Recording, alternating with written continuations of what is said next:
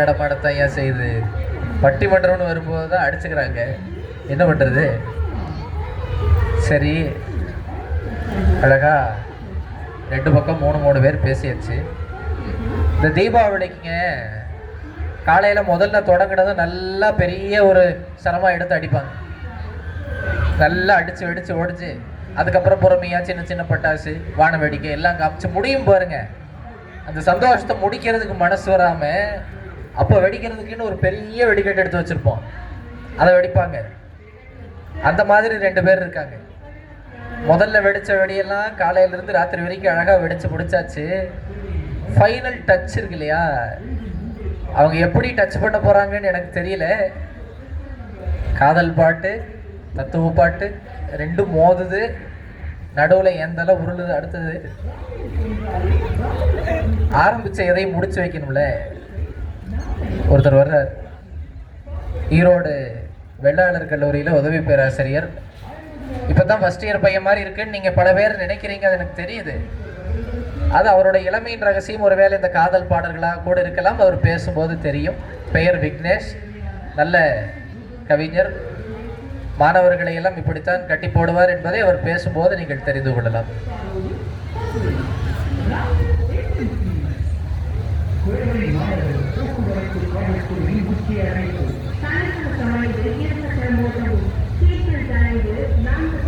நலமிகு சந்தையே வணக்கம்.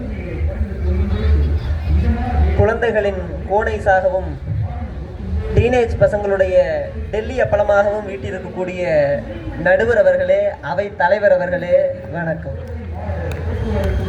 எங்களுக்கு இணையாகவும் துணையாகவும் பேச வந்திருக்கக்கூடிய அணித்தலைவர்களே, அணி சான்றோர்களே, அவை சான்றோர்களே, அனைவருக்கும் வணக்கம். நடுவர் அவர்களே, கடைசியில் வெடிக்கக்கூடிய சரவெடின்னு நீங்கள் சொன்னீங்க. எனக்கு பயம் என்னென்னா மழை பெஞ்சிருமோன்றது தான். இப்போ எனக்கு என்ன பயம்னா, கோனைசுன்னு சொன்னார், டெல்லி அப்பளம்னு சொன்னார். இப்போ உருகிறதா முருகிறதான்னு தெரியல. நடுவர் அவர்களே, உருகி கொண்டே முருகுங்க, பெண்ணு கெட்டு போச்சு. இப்போ காதல் பாடல்கள் நான் பேச வந்திருக்கிறேன். காதல் மழை வேற அடிக்க போகுது, இவர் வேற வெடின்னு சொல்லிட்டாரு. அது வேற தனி பயம். நம்மளே அணைஞ்சிடக்கூடாதுல்ல.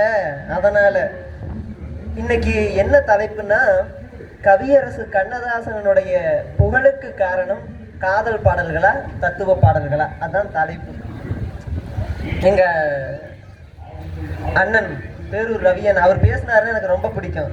குறிப்பு இல்லாம முழங்குவார் மேடையில. பேசும்போது அண்ணன் சொன்னாரு, காதலுக்கு பின்னாடி தான் தத்துவம் வருது அப்படின்னு சொல்லி சொன்னாரு. ஐயா, நாங்களும் அதைத்தான் சொல்றோம். காதலுக்கு பின்னாடி தான் தத்துவம் வருது. கோனைசு உருகிரும் அப்படிங்கிறது தத்துவம் தான். அது உருகிறதுக்கு முன்னாடியே திங்கணுங்கிறது தான் எங்களுடைய ஆசை.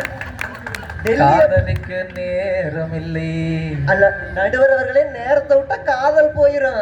அதை நீங்க பார்த்துருக்கணும். நேரத்தை நீங்க விட்டுட்டு அப்புறம் தத்துவத்தை பேசுனீங்கன்னா என்ன பண்ண முடியும்?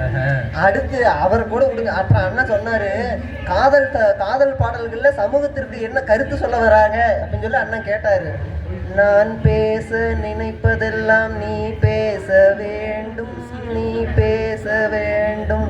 இதை விட ஒரு தத்துவத்தை சமூகத்துக்கு சொல்ல முடியுமாங்க நடுவர்களே? அடுத்து நம்ம முகுந்தண்ண வந்தாரு பாருங்க. காதல் ஒரு குறுகிய வட்டம்னு சொன்னாரு. தமிழ்ல ஒரு பழைய பாட்டு இருக்கு. காதல் எப்படிப்பட்டது அப்படின்னா, வானினும் உயர்ந்தண்டு நீரினும் ஆரளவென்றே சாரல் கருங்கோல் குறிஞ்சி பூக்கொண்டு பெருந்தேன் கிடைக்கும் நாடனோட நட்பு அப்படின்னாங்க. காதல்னா என்னன்னா, இந்த கடலினுடைய ஆழத்தை விடவும் ஆழமானது, இந்த வானத்தினுடைய உயரத்தை விடவும் உயரமானது, இந்த நிலத்தை விட அகலமானதுன்னு சொன்னாரு. அதைத்தான் நம்ம முகுந்தண்ண குறுகிய வட்டம்னு சொன்னாரு. அவர் ஆழம் தெரியாம காலை விட்டுட்டாரு. நடுவர் அவர்களே, காலை விடக்கூடாது, ஆளே வந்திருக்கிறாருங்கிறத இப்ப எங்க பிரச்சனையே. சரி, அவர் சொல்லிட்டு போனார்ல. அதுக்கப்புறம் சொன்னாங்களாம், சாக்ரட்டிஸ் என்ன சொன்னாரு, தத்துவமே உலகம், உலகமே தத்துவம் அப்படின்னு சொல்லி சொன்னாரு. இன்றைக்கு ஒரு கவிஞர் சொல்றாரு, நடுவர் அவர்களே, வாங்கண்ணா வணக்கங்கண்ணா, ஒரு சாங் ஒன்று கேளுங்கண்ணா. அதோட விட்டுருந்தான்னா பரவாயில்ல. ஊத்திக்கன்னா மனசை நீ கொஞ்சம் தேர்த்திக்கன்னா, வாட்டரு சேர்ந்துச்சுன்னா கொட்டுது காதல் தத்துவம்னான்னு சொன்னார் நடுவர் அவர்களே. இப்ப நீங்க சொல்லுங்க, காதல் தத்துவமா என்னன்னு? ஓ, காதலே தத்துவம். நாங்க அந்த பக்கம் வந்தா அவங்க மொத்தவங்கிறாங்களே, என்ன பண்றது? நடுவர் நீங்க போகாதீங்க, இந்த பக்கம் வாங்க. இப்போ காதலாகி கல்யாணம் பண்ணாலும் எங்க கூட்டிட்டு போவாங்க? வீட்டுக்கு கூட்டிட்டு போவாங்க. தத்துவத்துல முத்தி அடைஞ்சாலும் எங்க போவாங்க? வீட்டுக்கு போவாங்க. போய் சேர்ற இடம் ஒண்ணுதானே.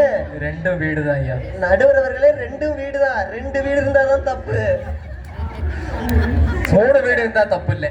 கண்ணதாசனுக்கு இருந்தது. அதைத்தான் சொல்ல வர்றாரு. எங்க அனிதா ரவி என்ன சொன்னாரு, காதலை வெளியே சொல்ல முடியலன்னு. அது 3வது. இதுக்கு நான் என்ன பண்ண முடியும்? அதுக்கு தான் அவரே சொன்னாரு 50லும் ஆசை வரும். வருது இல்ல. அப்ப 50ல ஆசை வரும்போது காதல் வரக்கூடாது நடுவர்களே. சரி, இதெல்லாம் விடுங்க. காதல் பாடல்கள் எடுத்துக்கங்க ஐயா. பொண்ணு பார்க்க போகும்போது பின்னொன்று கண்டேன் பொன்னங்கு இல்லை என்று நான் சொல்லலாகுமா, எப்படி வருது? பார்த்தாலே வருதா? சரி, இதைத்தான் விடுங்க. காதலிக்கும் போது காதலி கோச்சுக்கிட்டா, நிலவுக்கு என் மேல் என்னடி கோபம் நெருப்பாய் எரிகிறது, அந்த மலருக்கு என் மேல் என்னடி கோபம் முள்ளாய் மாறியது. இதை கூட விடுங்க. இன்னைக்கும் ட்ரெண்டிங்ல போயிட்டு இருக்கு.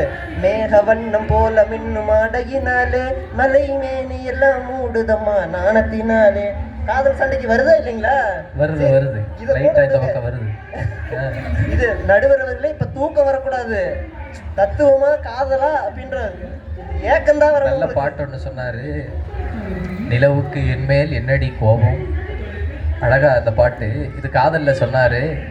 தத்துவத்தில் ஒரு பாட்டு, எனது கைகள் மீட்டும் போது வீணை அழுகின்றது, எனது கைகள் தழுவும் போது மலரும் சுடுகின்றது. இப்ப காதலா தத்துவமான ஒரு கன்ஃபியூஷனும் வருது. நடுவர் அவர்களே, நீங்க தழுவி மலர் சுட்டுச்சுன்னா தத்துவம், மலர் சூடா இருக்கும் போது நீங்க தழுவுனீங்கன்னா காதல் தானே. அப்படி வாங்க. வயசு அப்படி அவருக்கு. நடுவர் அவர்களே, சரி, இது வரைக்கும் ஒண்ணு. அடுத்து காதல் கை கூடிருச்சுன்னா, கல்லெல்லாம் மாணிக்க கல்லாகுமா, கலையெல்லாம் கண்கள் சொல்லும் கலையாகுமா, சொல்லெல்லாம் தூய தமிழ் சொல்லாகுமா, சுவையெல்லாம் இதழ் சிந்தும் சுவையாகுமா. நடுவர் அவர்களே, நான் பாடிடுவேன், இவங்கெல்லாம் ஓடிடுவாங்களேன்னு நான் பயப்படுறேன். நடுவர்களே, இதோட நின்றுச்சுன்னு நினைக்கிறீங்களா? பொதிகை மலை உச்சியிலே புறப்படும் தென்றல், அதுவும் ஒரு காதலி தன்னுடைய தலைவனை நினைச்சு பாடுறாங்க நடுவர்களே. இப்படி எல்லாம் இருந்துட்டு கல்யாணம் ஆகிறப்ப, வாராயன் தோழி வாராயோ மனப்பந்தல் காண வாராயோ. கல்யாணம் ஆகுதா இல்லையா? சரி, கல்யாணம் ஆனதுக்கு அப்புறம் நாங்க பாடுறோம்ல, நீரோடும் வைகையிலே நின்றாடும் நெய்யூரும் கானகத்தில். இதெல்லாம் முக்கியம் இல்லை. இந்த பாட்டுல இன்னொன்று இருக்கு. நான் காதல் என்னும் கவிதை சொன்னேன் கட்டிலின் மேலே, அந்த கருணைக்கு நான் பரிசு தந்தேன் தொட்டிலின் மேலே. அரிரோ அரிரோ அரிரோ. நடுவர்களே, இப்ப தூங்குனாங்கன்னா நான் பொறுப்பில்லை. இதுல பாருங்க நடுவர்களே, காதலுக்கு பரிசு தர முடியும், தத்துவத்துக்கு பரிசு தர முடியுமா? கொடுக்க வேண்டாங்கிறீங்களா? வேண்டான்றேன். சரி, கொடுக்க பாத்துக்குவோம். இன்னும் அங்க ஒரு ஆள் இருக்குல்ல. சரி, வரட்டும். அதுக்கப்புறம் சொன்னாங்க நடுவர்களே, காதலால சோகம் வருது, மோதலால சோகம் வருது, இந்த நோய்க்கெல்லாம் மருந்து தத்துவம் தான் அப்படின்றாங்க. நீங்க ஒழுங்கா காதலிச்சுட்டா எங்களுக்கு நோயே வராதுங்கிறதானே எங்க பாயிண்ட். அது எப்படிங்கிறதுன்னு சொல்லிட்டு போங்க, நிறைய பேருக்கு தேவைப்படும். அது கண்ணதாசனுடைய பாடல்களுக்கு இறங்க உங்களுக்கு காதல் தானா வரும். கிளாஸுக்கே போக வேண்டாம். வேண்டான்றேன். அது முழு சிலபஸ் சிலபஸே அதுதான் ஐயா. இந்த காதல் பாடல்கள் தத்துவமாகின்றது. இந்த எந்த தத்துவ பாடலும் காதல் பாடலாகாது. நீங்க பாருங்க, எடுத்து பாருங்க நடுவர்களே. எங்காவது இந்த நெஞ்சம் மறப்பதில்லை அப்படின்னு ஒரு பாட்டு, அது காதலாவும் வரும், சோகமாவும் வரும், அதுல தத்துவமும் வரும். எங்க ஒரு தத்துவ பாட்டு எடுங்க. சட்டி சுட்டதடா வருது, தத்துவத்துல காதல் வருதான்னு ஒரு கேள்வி கேட்கிறார். சட்டி சுட்டதடா கை விட்டதடா, இத காதலிட்டு பாட முடியுமா? தோசை சுடுறது கூட தோசை கரண்டி இல்ல, கல்யாணம் ஆனதுக்கு அப்புறம் பாடலாம். வீட்டுல அவங்க தானே எடுக்க வேண்டியிருக்கும். நடுவர்களே, அப்பவும் சட்டி சுடாது, தோசை கரண்டி தான் உங்க கையை சுடும். அதையும் நீங்க பாத்துக்கணும். இப்படி எப்படி போனாலும் இந்த கண்ணதாசனுடைய, சரி, ஒரு எவிடன்ஸ் வேணும் இல்ல, கண்ணதாசனுடைய பாட்டுக்கு தத்துவ அடையாளமா காதல் அடையாளமான்னு ஒரு காதல் கவிஞன் பாடுறான். காளிதாசன் கண்ணதாசன் கவிதை நீ படிக்கலாம் ரசிக்கலாம், காதலுக்கு. படிக்கலாம், ரசிக்கலாம், அதோட நிறுத்திட்டா தப்பிச்சுக்கலாம். சரி நடுவர் அவர்களே, அடுத்த ஒரு பாட்டு பாடுறான். கண்ணதாசா கண்ணதாசா வருவாயா, என் கண்ணிலே நீ மை எடுப்பாயான்னு கேக்குறான் நடுவர் அவர்களே. இப்ப நானும் அவரை தான் கூப்பிடணும் போல இருக்கு. கூப்பிட்டுருங்க, முடிவை அவர்கிட்டயே கேட்டுருவோம். இப்போ இதே மாதிரி தத்துவத்துக்கு கண்ணதாசனுக்கு அடையாளம் சொல்லுங்க. ஒரே பாட்டு தான் இருக்கு எனக்கு, கண்ணதாசன் காரக்கூடி பேரை சொல்லி ஊத்தி கூடின்னு. இதுவும் எனக்கு என்னமோ தத்துவத்துக்கு சொன்ன மாதிரி எனக்கு தெரியல. சோசியலிசம் சொன்னாங்க, தத்துவத்துக்கு சொன்னாங்களா? சோசியலிசம் தத்துவம்னு அடுத்த வர அக்கா சொல்லுவாங்க, அதுக்கு நான் பொறுப்பு இல்லை. அந்த சோசியலிசத்தை அவர் காதல் கூட சோசியலிசம் தான் நடுவர் அவர்களே. சோசியலா லவ் பண்றோம்ல, சோசியலா லவ் பண்றாங்க. இப்ப நாங்கெல்லாம் சோசியல் டைப், தெரியுமா தெரியாத உங்களுக்கு? அது சரி. முதல்ல எல்லாம் காதல்னா அந்தரங்கம், மறைவா, அது பாட்டுக்கு ஒரு பக்கம் இருக்கும். நடுவர்களே இப்பதான் நீங்க எல்லாருக்கும் பொதுவில் வைப்போம்னு சொல்றீங்கல்ல, நாங்க பொதுவில் வைக்கிறோம். அது சரி. அப்படி இந்த கண்ணதாசனுடைய நிலைத்த நீடித்த புகழுக்கு காரணம் அவருடைய காதல் பாடல்களாகத்தான் இருக்கும் என்ற எங்களுடைய எண்ணத்தை முன்வைத்து இந்த அவைக்கு நன்றி கூறி விடைபெறுகிறேன். நன்றி, வணக்கம். அளவா முடிச்சிட்டாரு, ஆனா அழகா முடிச்சிட்டாரு. சரவடின்னு சொன்னது தப்பு இல்லையிலங்க, நீங்க தான் சொல்லணும். நான் எங்க எல்லா கூட்டத்தோட வந்து நான் பாட்டுக்கு பொய்யா பேசுவேன்னு நீங்க நினைச்சிட்டு இருக்கலாம். நல்ல நல்ல பாடல்கள், அதுல கல்லெல்லாம் மாணிக்க கல்லாகுமா, அதுல கன்னித்தமிழ் தந்ததொரு திருவாசகம், இதயம் கல்லாக இருக்கிறது, காதலி வந்துவிட்டால் கல்லை கனி ஆக்கும் உந்தன் ஒரு வாசகம், உண்டென்று சொல்வதுந்தன் கண்ணல்லவா, இல்லை என்று சொல்வதுந்தன் இடையல்லவான்னு அவரு அதை ரசிக்கிறதும் சரி, அவ வேண்டான்னு சொல்லி மறுக்கிறாங்கிற நாகரிகத்தை காட்டுவதும் சரி, அவ்வளவு அழகாக அந்த பாடலை சொல்லி இருக்கிறார். இப்ப காதல் பக்கம் கொஞ்சம் தராசு முள்ளு சாயுது, ஆனா தத்துவத்தை தாங்கி நிறுத்துறதுக்கு ஒருத்தர் இருக்காங்க.